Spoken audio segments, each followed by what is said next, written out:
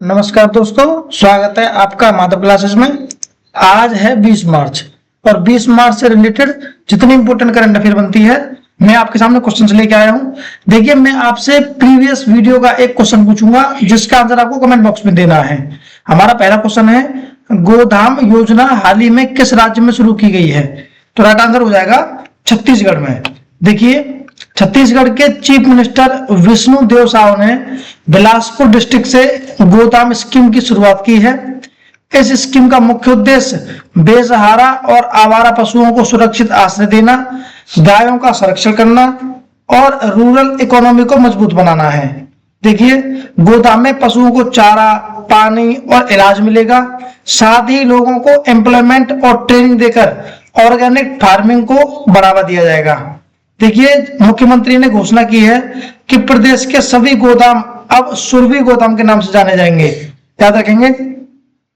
देखो, इस योजना के पहले फेज में 11 जिले में कुल 29 गोदाम का उद्घाटन किया गया है। चरवाहों को 10,916 रुपए और गौ सेवकों को 13,126 रुपए हर महीने मानदेय दिया जाएगा।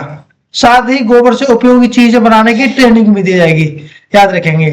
देखिए, छत्तीसगढ़ के बारे में पढ़ते हैं तो इसकी स्थापना 1 नवंबर 2000 को हुई थी। यहाँ की कैपिटल रायपुर है।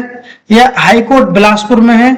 अच्छा, चीफ मिनिस्टर कौन है? विष्णु देव साव। ये है चीफ मिनिस्टर विष्णु देव साव जी। यहाँ के गवर्नर रामेन डेका हैं। यहाँ लोकसभा की 11 सीटें हैं, राज्यसभा की 5 सीटें हैं और विधानसभा की 90 सीटें हैं। वेरी इंपोर्टेंट, गोदाम योजना किसी न किसी एग्जाम में पक्का पूछा जाएगा। याद रखेंगे। नेक्स्ट क्वेश्चन है, भारत ट्राइब्स फेस्ट 2026 का आयोजन कहाँ किया जा रहा है? तो राइट आंसर हो जाएगा न्यू दिल्ली में।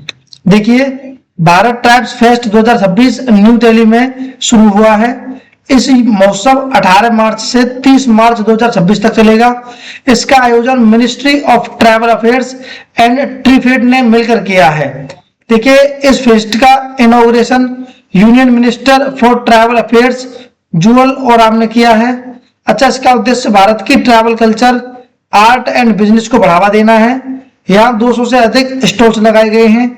इस महोत्सव में देश भर के 310 से अधिक मास्टर कारीगर अपनी कला का प्रदर्शन कर रहे हैं। देखो, travel corporation marketing development federation of India के बारे में पढ़ते हैं तो यह मिनिस्ट्री ऑफ ट्रैवल अफेयर्स के तहत कार्य करता है। देखिए, ट्रैवल प्रोडक्ट्स को प्रमोट करता है।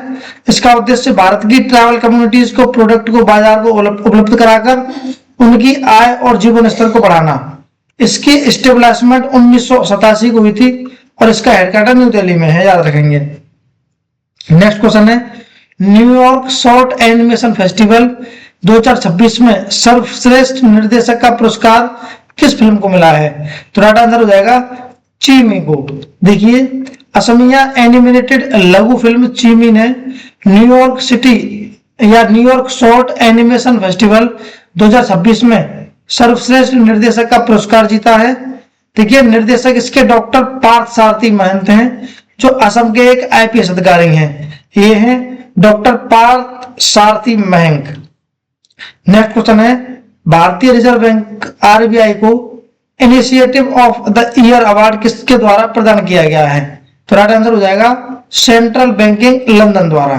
देखिए, लंदन की प्रतिष्ठित संस्था सेंट्रल बैंकिंग ने भारतीय रिजर्व बैंक RBI को initiative of the year award से सम्मानित करने की घोषणा की है। इसके साथ ही भारत दुनिया का पहला देश बन गया है जिसने बैंकिंग सिस्टम के लिए एक सुरक्षित और विशेष इंटरनेट डोमेन अनिवार्य किया है। देखिए, भारतीय रिजर्व बैंक के बारे में पढ़ते हैं तो इसकी स्थापना 1 अप्रैल 1935 को हुई थी रिजर्व बैंक अधिनियम 1934 के तहत। इसका मुख्यालय मुंबई महाराष्ट्र में है। यहाँ के वर्तमान गवर्नर संजय मल्होत्रा हैं 2024 से। इसका नेशनलाइजेशन या राष्ट्रीयकरण 1949 से भारत सरकार के पूर्ण स्वामित्व में हुआ था। इसके पहले गवर्नर सर ऑसबॉर्न स्मिथ थे। भारतीय पहले गवर्नर CD देशमुख हैं। मुख्य वित्तीय अधिकारी RBI सुधा बालकृष्णन है और इसके डिप्टी गवर्नर पूनम गुप्ता, स्वामीनाथन जे, श्रीश चंद्र मुर्मू और T रविशंकर हैं। याद रखेंगे। नेक्स्ट क्वेश्चन है, चुनाव आयोग ने हाल ही में किस राज्य के मुख्य सचिव नंदिनी चक्रवर्ती को पद से हटा दिया है? तो राइट आंसर हो जाएगा पश्चिम बंगाल को। देखिए, चुनाव आयोग ने पश्चिम बंगाल की मुख्य सचिव नंदिनी चक्रवर्ती को पद से हटा दिया है। नंदिनी पश्चिम बंगाल की पहली महिला चीफ सेक्रेटरी हैं। 1 जनवरी 2026 को वे इस पद पर अपॉइंट हुई थी। नंदिनी पश्चिम बंगाल कैडर 1994 बैच की IAS हैं। Director general of police Piyush की जगह सिद्धनाथ गुप्ता को DGP बनाया गया है, याद रखेंगे। देखिए, इलेक्शन कमीशन ऑफ इंडिया के बारे में पढ़ते हैं तो इसकी स्थापना 25 जनवरी 1950 को हुई थी। अच्छा, संवैधानिक आधार अनुच्छेद 324 से 329 के भाग 15 तक है।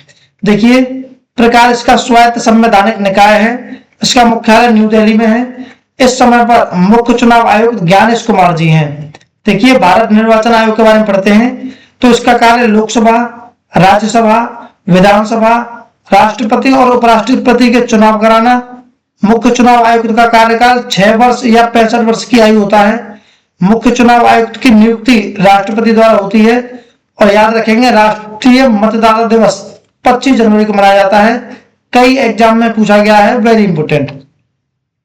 नेक्स्ट क्वेश्चन है, साथी पोर्टल किस संस्था के सहयोग से शिक्षा मंत्रालय ने लॉन्च किया है? तो राइट आंसर हो जाएगा IIT कानपुर की सहायता से। देखिए, शिक्षा मंत्रालय ने IIT कानपुर के सहयोग से साथी पोर्टल लॉन्च किया है। देखिए, साथी का मतलब क्या होता है? तो साथी की फुल फॉर्म होती है self assessment test and help for entrance exam. इसका उद्देश्य प्रतियोगी परीक्षाओं जैसे JEE, NEET, CUET, SSC, IBPS आदि की तैयारी को आसान बनाना है, याद रखेंगे। देखिए, कुछ ऐप और उसके पोर्टल जान लेते हैं। तो साइन ऐप भारतीय रेलवे के द्वारा संचालित है। सी बॉक्स पोर्टल महिला एवं बाल विकास मंत्रालय द्वारा संचालित है। भारत विस्तार ऐप कृषि मंत्री शिवराज सिंह चौहान द्वारा संचालित है। गृह लक्ष्मी पोर्टल कर्नाटक सरकार द्वारा संचालित है। संचार साथी ऐप दूरसंचार विभाग के द्वारा संचालित है। सुजलम भारत ऐप जल शक्ति मंत्रालय द्वारा संचालित है।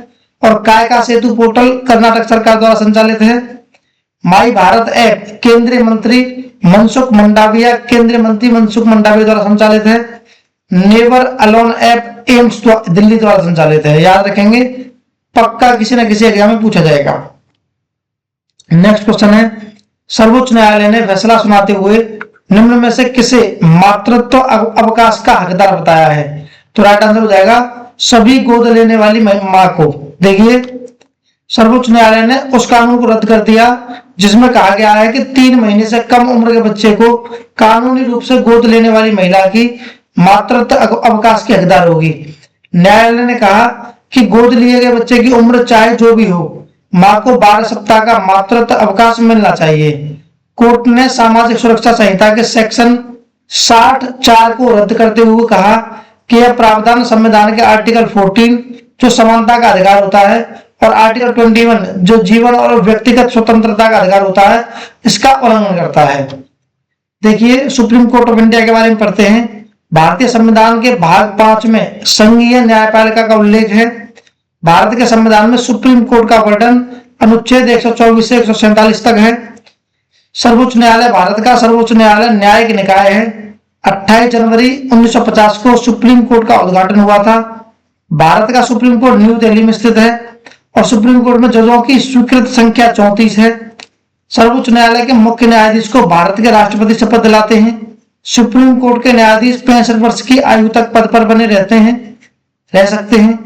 प्रथम मुख्य न्यायाधीश न्यायमूर्ति हरिलाल जे कानिया हैं। ये हैं न्यायमूर्ति हरिलाल जे कानिया, याद रखेंगे। नेक्स्ट क्वेश्चन है, जापानी ब्रांड यूनिक्लो ने भारत में किस क्रिकेटर को अपना ब्रांड एम्बेसडर नियुक्त किया है? तो राइट आंसर हो जाएगा जसप्रीत बुमराह को। देखिए, कुछ ब्रांड एम्बेसडर पढ़ते हैं तो दिल्ली खेल महाकुंभ का ब्रांड एम्बेसडर शिखर धवन है।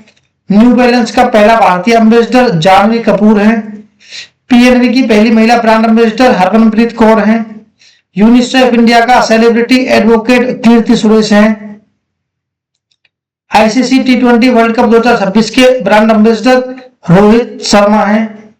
हरियाणा राज्य की महिला आयोग शेफाली वर्मा है। English premium league ambassador Bharat के लिए संजू सैमसन है। पहली मानसिक स्वास्थ्य राजदूत दीपिका पादुकोण बनी है। विकसित भारत बिल्डथॉन 2025 सुभाषु शुक्ला जी हैं, याद रखेंगे। नेक्स्ट क्वेश्चन है, कुसुनपुर गांव जो खबरों में है किस राज्य का पहला स्मार्ट विलेज बनने जा रहा है? तो राइट आंसर हो जाएगा उड़ीसा का। देखिए कुसुनपुर उड़ीसा का पहला स्मार्ट विलेज बनने जा रहा है। यह गांव केंद्रपुरा डिस्ट्रिक्ट के रजनगढ़ ब्लॉक में स्थित है, जहां लगभग 130 परिवार रहते हैं और यहाँ की जनसंख्या करीब 700 है। इस विलेज को स्मार्ट बनाने की पहल council of scientific and industries research ने शुरू की है, जो ministry of science and technology के तहत काम करता है। देखिए ये प्रोजेक्ट प्राइम मिनिस्टर के विकसित भारत @2047 विजन का एक हिस्सा है, याद रखेंगे। देखिए इसका उद्देश्य रूरल एरिया में मॉडर्न टेक्नोलॉजी और साइंटिफिक सॉल्यूशन पहुंचाकर उन्हें सस्टेनेबल बनाना है। अच्छा, स्मार्ट विलेज का मतलब क्या होता है? देखिए टेक्नोलॉजी इनोवेशन से रूरल डेवलपमेंट करना, इसमें डिजिटल और साइंटिफिक सॉल्यूशन, सस्टेनेबल डेवलपमेंट शामिल होते हैं। देखिए सेल्फ रिलियंट गांव को बनाना होता है, ऐसा गांव जहां टेक्नोलॉजी की मदद से लोगों की जिंदगी आसान और बेहतर बनाई जाए। ये होता है स्मार्ट विलेज का मतलब। देखिए CSIR के बारे में पढ़ते हैं तो इसकी full form council of scientific and industrial research होता है। इसकी स्टेब्लिशमेंट 1942 को हुई थी। इसका हेडक्वार्टर नई दिल्ली में है। अच्छा, ये ministry of science and technology के अधीन कार्य करता है।